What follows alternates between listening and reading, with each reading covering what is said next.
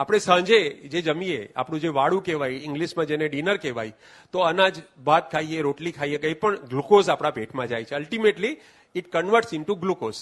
હવે જે પણ ગ્લુકોઝ આપણા શરીરમાં થાય, 120 સુગર હોય એનું 180 સુધી કરે, બરાબર. અને પછી ધીરે ધીરે ધીરે ડાયાબિટીસ હોય તો 200 થાય, 125 થાય. નોર્મલ માણસને 180 સુધી જાય અને પછી ધીરે ધીરે એનો પાવર ઘટી જાય. 6 કલાકમાં એ પાછું 120 ની નીચે આવવા લાગે.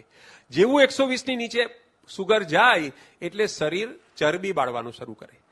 આપણે જેમ કારમાં બે હોય ને, પેટ્રોલથી પણ ચાલે છે અને આ ઇલેક્ટ્રિકથી પણ ચાલે છે, અથવા ડ્યુઅલ મોડ હોય, ગેસથી પણ ચાલે છે, પેટ્રોલથી પણ ચાલે છે. એમ આપણું શરીર ગ્લુકોઝથી પણ ચાલે અને ચરબીથી પણ ચાલે. ગ્લુકોઝ પૂરું થઈ જાય પછી જ ચરબીથી ચાલુ થાય. એક શરત છે શરીરની.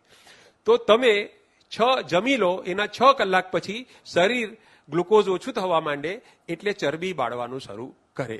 હવે સાંજે 6:30 પહેલા ખાઈ લીધું હોય, તમે 7 વાગ્યા પહેલા ખાઈ લીધું હોય, તો રાત્રે 12 વાગે શરીરનું ગ્લુકોઝ નોર્મલ કરતા થોડું નીચું આવવા માંડે એટલે શરીર ચરબી બાળવાની શરૂઆત કરે. સવારે 6, 7, 8 જ્યાં સુધી તમે બ્રેકફાસ્ટ ના કરો ત્યાં સુધી ચરબી બાળે અને દરેક કોષને ઈંધણ પૂરું પાડે.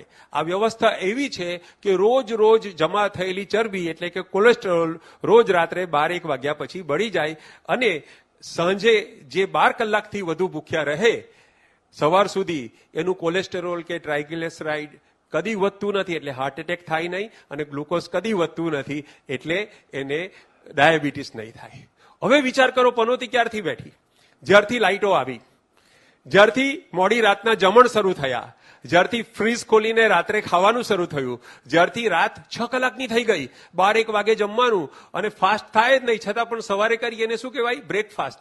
અરે ભાઈ, ફાસ્ટ જ નથી કર્યો, બ્રેકફાસ્ટ શેનો કરો છો? તો રાતે ચરબી બળવાનું બંધ થયું, ગ્લુકોઝ વધી પડ્યું. આ રીતે આ સદીમાં ડાયાબિટીસ, ગઈ સદીમાં જેટલો ડાયાબિટીસ હતો એના કરતા 3 થી 4 ગણો ડાયાબિટીસ આ સદીમાં આવી ગયો.